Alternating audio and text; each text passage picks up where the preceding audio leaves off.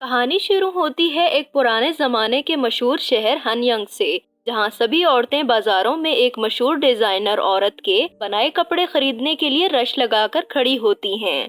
وہ عورت نئے طرز کے خوبصورت لباس بنا کر اس پر انتہائی خوبصورت کڑھائی کرتی تھی، اور جو بھی اس شہر میں کنواری یا بدصورت عورت ہوتی تھی ان سب کی شادیاں ہو جاتی تھی۔ سب اسے لیڈی بٹر فلائی کے نام سے بھی جانتے تھے۔ وہ عورت ہمیشہ اپنا چہرہ چھپا کر رکھتی ہے، اسی لیے اسے کوئی نہیں پہچانتا۔ اس کی وجہ سے دکانداروں کو بہت فائدہ ہوتا تھا۔ وہ اپنی گھڑی دیکھتی ہے اور بازار سے فوراً گھر کی طرف بھاگتی ہے اور دیوار سے چھلانگ لگا کر اندر آ جاتی ہے۔ اس کی ماں اس کی یہ حرکتیں دیکھ کر کافی تنگ آ گئی ہیں۔ وہ اسے ہمیشہ کہتی ہیں کہ تمہاری سبھی دوستوں کی شادیاں ہو چکی ہیں، مگر تم 27 سال کی بھی ہو کر آخرکار شادی کیوں نہیں کرنا چاہتی ہو؟ کی ماں کہتی ہے کہ کیسے تم ہر اچھے گھر سے آئے رشتے والوں کے سامنے الٹی سیدھی حرکتیں کرتی پھرتی ہو، جس کی وجہ سے ہر طرف تمہاری کارروائیوں کے قصے پھیل چکے ہیں۔ اس لڑکی کی ملازمہ بھی اسے سمجھاتی ہے کہ اس بار آپ کی امی شادی کروا کر ہی دم لیں گی، اسی لیے اپنا خفیہ بزنس جلدی سے سمیٹ لیں۔ اگر انہیں پتہ چل گیا کہ آپ اس قسم کی ماڈرن کپڑے بناتی ہیں تو آپ کو حکومت بھی مورلز کی خلاف ورزی کرنے پر سزا دے سکتی ہے۔ وہ لڑکی ہمیشہ سے سوچتی ہے کہ ایسے امیر اور نوبل ہونے کا کیا فائدہ کہ جب وہ اپنی مرضی سے زندگی ہی نہیں گزار سکتی ہے۔ دوسری طرف ایک امیر لڑکا بھی شادی نہیں کرنا چاہتا ہے، مگر اس کی ماں بھی اسے شادی کرنے پر مجبور کرتی ہیں۔ وہ کسی بچی کی تصویر بنا کر اسے دیکھتا رہتا ہے۔ اس کی ماں ایک امیر خاندان میں اس لڑکے کی شادی طے کر دیتی ہیں۔ وہ ڈیزائنر لڑکی، جس کا اصلی نام یونوو ہوتا ہے، اسے دکاندار کام کرنے سے منع کر دیتا ہے اور کہتا ہے کہ تم جیسی نئی ڈیزائنرز ہمیں سستے میں مل گئی ہیں۔ اسے بہت غصہ آتا ہے کہ آخر وہ کون ہے جو اس کے ڈیزائنز کی کاپی کر رہا ہے۔ یونوو کو بہت غصہ آتا ہے جب گاؤں کے لوگ اس کا اور دوسرے امیر اور بدصورت کنوارے کے بارے میں مذاق اڑاتے ہیں کہ یونوو وہاں کی سب سے پکی عمر کی کنواری ہے، اس کی شادی اس کی پکی عمر کے بدصورت کنوارے سے ہی ہونی چاہیے۔ دوسری طرف کنگ شہزادی کو ماڈرن کپڑوں میں دیکھ کر بہت غصہ ہوتے ہیں اور سپاہیوں کو حکم دیتے ہیں کہ ایسے کپڑے پہننے اور بیچنے والوں کو گرفتار کر لیا جائے۔ یونوو اپنی ملازمہ کے ساتھ پلان بناتی ہے کہ میں اپنے بنائے ہوئے کپڑوں میں اس بدصورت کنوارے سے شادی کروں گی تو میری ریپوٹیشن دوبارہ سے ٹھیک ہو جائے گی جب لوگوں کو پتا چلے گا کہ اس اگلی بیچلر کی بھی شادی ہو گئی ہے۔ وہ اس اگلی بیچلر کے گھر نوکرانی بن کر جاتی ہے۔ وہاں کمرے سے وہی لڑکا نکلتا ہے جو شادی نہیں کرنا چاہتا تھا۔ وہ اسے دیکھ کر حیران رہ جاتی ہے اور اسے بتاتی ہے کہ یہاں جو بدصورت کنوارا رہتا ہے مجھے اس سے ملنا ہے۔ وہ کہتا ہے کہ تم مجھے نہیں جانتی کیا؟ تو وہ اس سے پوچھتی ہے کہ تم کیا اس کنوارے کے دوست ہو؟ وہ کہتا ہے کہ ابھی وہ گھر پر نہیں ہے، تم کسی دن اور آ جانا۔ وہ اسے اپنا جھوٹا نام بتاتی ہے، مگر اسی وقت اس کی ملازمہ آ کر اس کا اصلی نام لے کر اسے بلاتی ہیں تو وہ بہت شرمندہ ہو جاتی ہے۔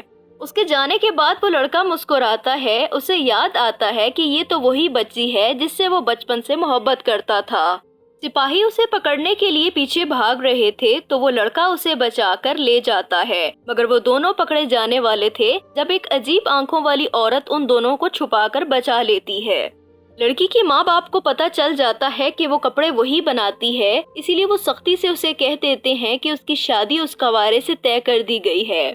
وہ رات کو پھر چھپ کر گھر سے نکلتی ہے تو وہی لڑکا اسے مل جاتا ہے۔ وہ اسے اس کی گھڑی واپس کرتا ہے جو اس دن اس سے گر گئی تھی اور پوچھتا ہے کہ کیا تمہیں تتلیاں پسند ہے؟ وہ خوش ہو کر کہتی ہے کہ مجھے پسند ہیں وہ، مگر مجھے ان سے بڑا حسد بھی ہوتا ہے کہ وہ اپنی مرضی سے جہاں چاہیں جا سکتی ہیں۔ وہ اسے تسلی دیتا ہے کہ تم ایک دن ضرور تتلی کی طرح اڑ سکو گی کیونکہ تم بہت محنتی ہو اور وہ سب خوبصورت کپڑے تم نے بنائے تھے۔ تو وہ بہت خوش ہو جاتی ہے۔ اس کے ابو اسے گھر لے کر آتے ہیں اور کہتے ہیں کہ اگلے ہفتے تمہاری شادی ہے۔ اسے یاد آتا ہے کہ دادا جی نے کہا تھا کہ تم بچپن میں بیمار ہو گئی تھی تو ہمارا یہ صحن والا درخت بھی مرجھا گیا تھا، میں نے بہت دعائیں کی تھیں، پھر جا کر تم دونوں دوبارہ سے ٹھیک ہو گئے تھے۔ دادا نے اسے بتایا تھا کہ کیسے انہوں نے اور اس کے ماں باپ نے اسے بہت محبت سے پالا ہے، تو وہ شادی کے لیے مان جاتی ہے۔ شادی والے دن جب دولہا کمرے میں نہیں آتا تو وہ سوچتی ہے کہ آخر کتنا بدصورت ہو سکتا ہے وہ جو اندر آنے سے ڈر رہا ہے۔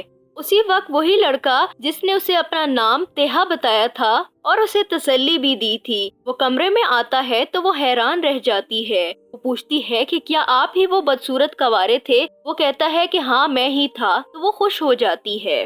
मगर वो लड़का उदास सी नजर आता है। वो उसे बताता है कि मेरी फैमिली ने तुम लोगों को धोखा दिया है, क्योंकि मुझे शुरू से ही दिल की बीमारी थी। पहले तो वो हैरान रह जाती है, मगर फिर कहती है कि कोई बात नहीं, मुझे इससे कोई फर्क नहीं पड़ता। वो लड़का कहता है कि मुझे किसी भी वक्त अंडरवर्ल्ड का किंग बुला सकता है, तो वो मुस्कुरा के कहती है कि मैं उसे मार दूंगी। मगर तेहा कहता है कि मैं तुम्हारे काबिल नहीं हूँ, इसीलिए मैं ये शादी खत्म करने का ऐलान कर देता हूँ। वो बाहर जाने लगता है, मगर वो दरवाजे के आगे बैठ जाती है। कुछ देर बाद उसकी आंख खुलती है तो वो देखती है तेहा को खून की उल्टियां आ रही थी और वो उसके सामने ही मर जाता है। वो बहुत रोती है। अगले दिन उसकी सास उसे थप्पड़ मारती हैं और ताने देती हैं कि मेरा बेटा तो बिल्कुल ठीक था, तुम्हारी वजह से मर गया है। वो उसकी माँ की भी बेइज्जती करती हैं। तो युन वो कहती है कि उसने मुझे पहले ही बता दिया था कि वो बीमार था और तुम लोगों ने हमें धोखा दिया था। वो कहती है कि मैं 3 साल तक यहीं इसी की बेवा बनकर रहूंगी। उसी रात को उसको कमरे से उसका बचपन वाला तितली मिलता है, तो वो हैरान होती है कि ये तेहा के पास क्या कर रही है। उसी वक्त कमरे में कोई आता है और उसे अगवा करके ले जाता है। उसकी रास्ते में आंख खुलती है तो वो खूब चीखती है और एक दरख्त को पकड़ लेती है और फूलों वाली डाली उसके हाथ में आ जाती है। वो बंदा जैसे ही उसे कुएं में फेंकने लगता है, चांद एकदम से लाल हो जाता है और वक्त रुक जाता है। फिर वो पानी में गिर जाती है। कुछ देर बाद उसकी आंख खुलती है तो वो देखती है कि पानी में उसे तेहा बचाने आ रहा होता है, तो वो दंग रह जाती है। ये थी एपिसोड 1। नेक्स्ट एपिसोड के आने तक गुड बाय।